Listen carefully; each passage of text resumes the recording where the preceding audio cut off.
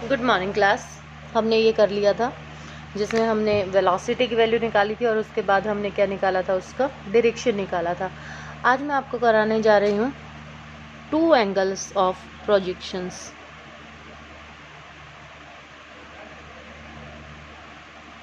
Projection for the same horizontal range. Same horizontal range आई, यानी कि अब यहाँ पर मैं कह दूँ कि मेरे पास क्या है, इसको नाम दे दूँ मैं R1। तो क्या वैल्यू थी अपने पास, u² sine of 2 theta by g, right. अब मैंने यहाँ पर कहा मेरे पास क्या एंगल्स होंगे, यहाँ मैंने प्रोजेक्ट किया। अगर मैंने यहाँ पर एंगल माना है थीटा, तो ये एंगल बन गया मेरे पास क्या, 90 माइनस थीटा। तो सेकंड जो प्रोजेक्शन अपने पास होएगी उसको नाम दे दूँ क्या, R2। तो u² साइन ऑफ 2, अब थीटा की वैल्यू क्या हो गई इस प्रोजेक्शन के लिए, 90 माइनस थीटा और डिवाइडेड बाय जी। अब यानी कि इसको खोलोगे तो अपने पास क्या वैल्यू आ जाएगी, u² साइन ऑफ 2 से मल्टीप्लाई करें 180 minus 2 theta divided by g. Sine 180 पे चेंज नहीं होगा और यहाँ पर पॉजिटिव कोएफिशिएंट में ही रहेगा। तो क्या हो गया, u² sine of 2 theta by g. तो यानी कि क्या वैल्यू आ गई अपने पास, R1 इक्वल्स टू क्या आ गया, R2। तो 2 एंगल ऑफ प्रोजेक्शंस के लिए क्या हो गया कि अगर मान लो मैंने यहाँ पर एंगल कहा कि मेरे पास किसी एंगल थीटा से अगर ये गया है और थीटा की वैल्यू कितनी है अपने पास 30, तो यहाँ कितना बच गया 60। तो यानी कि अगर आप हॉरिजॉन्टल के साथ क्या कर रहे हैं, 30 डिग्री से फेंक रहे हैं, तो अगर वर्टिकल के साथ आप 60 से फेंकेंगे तो दोनों का जो आर होगा, हॉरिजॉन्टल रेंज जो होगी वो क्या आएगी आपके पास, बराबर आएगी।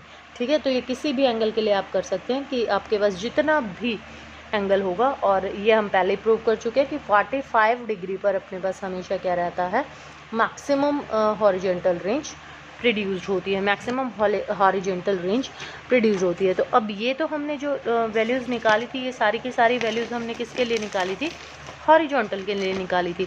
तो आज हम किसके लिए वैल्यूज़ की बात करेंगे, वर्टिकल के लिए बात करेंगे। ठीक है, तो अपने पास projectile fired at an angle theta with the vertical।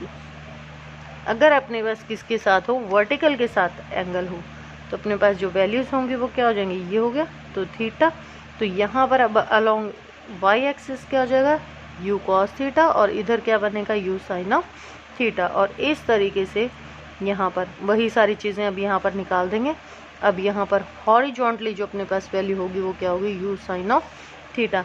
अब एक चीज़ ध्यान रखना, चाहे तो आप क्या करो, इसको हॉरिजॉन्टल के साथ मानकर जो हमने पीछे डेरिवेशन की है सिंपल वैसे ही निकाल दो, और लास्ट में क्या करो, ये थीटा पुट कर दो। ठीक है, यानी कि अब इसके साथ जो वैल्यू होंगी वो कितनी हो जाएंगी, ये थीटा मानोगे तो कितना हो जाएगा, 90 माइनस थीटा। तो थीटा को रिप्लेस कर दो किससे, 90 माइनस थीटा से।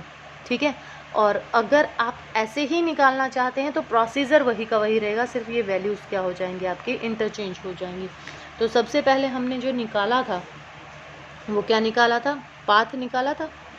ठीक है, पाथ की जो वैल्यूज़ आई थी अपने पास, पाथ की वैल्यूज़ क्या क्या आई थी अपने पास, y is equal to x tangent of theta minus, यही था ना, हाफ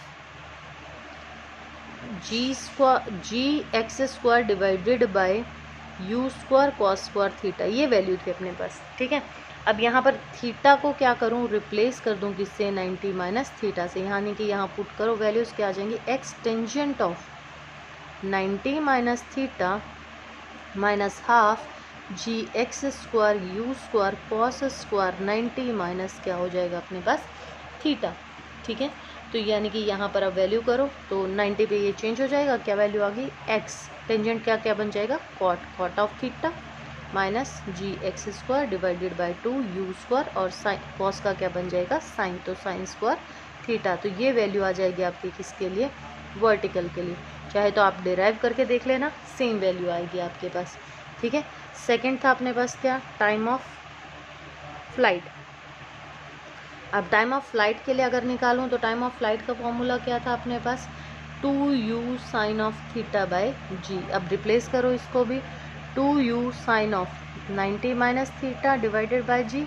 क्या वैल्यू आ जाएगी 2u cos of theta divided by g. तो ये आ गया आपका वर्टिकल के लिए टाइम ऑफ फ्लाइट। ठीक है, थर्ड क्या थी अपने पास, हाइट, मैक्सिमम हाइट। तो मैक्सिमम हाइट के लिए वैल्यू क्या थी अपने पास, u square sine square theta divided by g, 2g। इसमें g होता है, इसमें 2g होता है। अब यहाँ वैल्यू पुट करेंगे तो you square sine square 90 minus theta divided bye 2g, क्या आ गया, यू स्क्वायर साइन किस में बदल जाएगा, कॉस में, cos square theta divided bye 2g। ये आ गई आपके पास क्या, हाइट। और फोर्थ था आपके पास क्या, रेंज।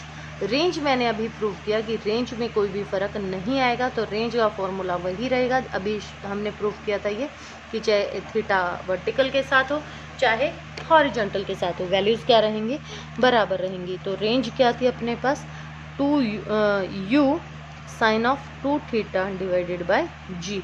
तो ये अपने पास क्या थी, हॉरिजॉन्टल रेंज थी। तो रेंज में अपने पास u square sine 2 theta by g. तो रेंज में अपने पास कोई भी फ़र्क नहीं आएगा। वेलोसिटीज़ जो थी अपने पास, वेलोसिटी की वैल्यू क्या हो जाएगी, वेलोसिटी थी अपने पास v is equal to under root u square plus g square t square minus 2u/gt। ठीक है, और यहाँ क्या हो जाएगा, साइन ऑफ 90 माइनस थीटा, सीधी वैल्यू पुट कर रही हूँ मैं। तो ये किस में बदल जाएगा, कॉस में। तो वैल्यू क्या आ जाएगी, you square plus G T square minus 2u/gt cos of theta. तो ये वैल्यू आ जाएगी किसके लिए, वर्टिकल के लिए। सिमिलरली टेंजेंट ऑफ बीटा की वैल्यू क्या आ जाएगी अपने पास, u cos of theta, value लिख रही हूँ सीधी मैं, minus of gt divided by u sine of theta. तो सीधी वैल्यू आ जाएगी अपने पास ये किसकी, टेंजेंट की। तो ये कुछ फॉर्मूलेज थे अपने पास। ये हमारे पास प्रोजेक्टाइल का चैप्टर जो है वो ख़त्म होता है। अब जर्नल जो इक्वेशंस थी अपने पास, जर्नल इक्वेशन अगर हम मोशन ऑफ प्लेन के लिए करें तो ये आप खुद करेंगे। जैसे प्लेन के लिए करें, अभी तक तो हम एक ही उसमें लेते थे, अगर प्लेन के लिए करें तो मान लो जैसे ये r है अपने पास, r1 है, तो यानी कि यहाँ पर अपने पास x1 और यहाँ x1 और यहाँ क्या टूट जाएगा इसका y1, यानी कि ये कोऑर्डिनेट जो होंगे अपने पास वो कौन से कोऑर्डिनेट हो जाएंगे, x1 और y1।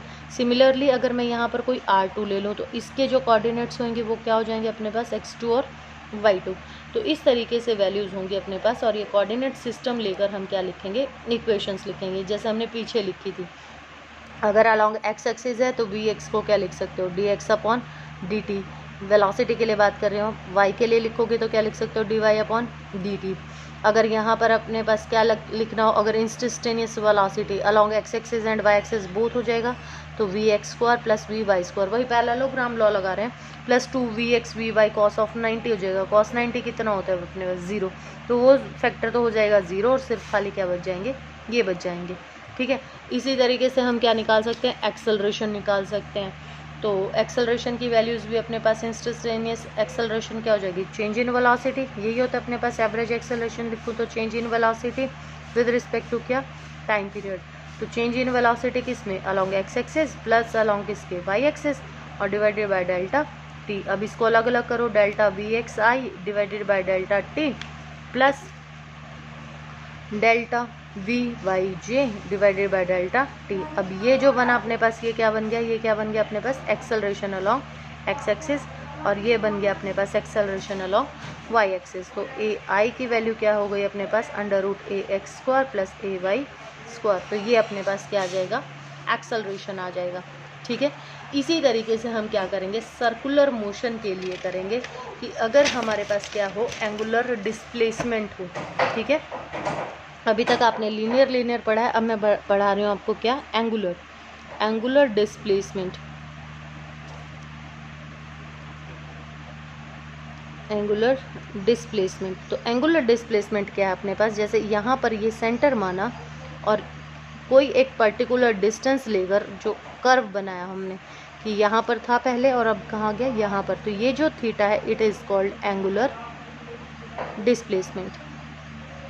ठीक है, तो ये थीटा क्या कहलाएगा, एंगुलर डिस्प्लेसमेंट। और थीटा निकालने का फॉर्मूला क्या था, आर्क बाय रेडियस।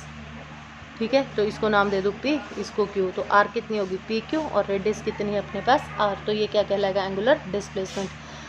यूनिट्स क्या हो जाएंगी इसकी, एंगल किस में नापते हैं, रेडियन में, ठीक है। तो एंगल हो जाएगा इसका रेडियन, और इसकी जो प्रोजेक्शन या इसका जो डायरेक्शन आएगा, वेक्टर क्वांटिटी होगी ये, तो इसका जो इम्पैक्ट आएगा वो किससे देंगे, राइट हैंड, 10th क्लास में पढ़ा आपने, राइट हैंड थंब रूल से, ठीक है। राइट हैंड रूल से कह दो या राइट हैंड थंब रूल से कि अपने पास अगर ये ऐसे प्रोजेक्ट कर रहा है तो कहाँ जाएगा, ऊपर, और ऐसे हो रहा होगा तो कहाँ जाएगा, नीचे, जो डायरेक्शन है अपने पास।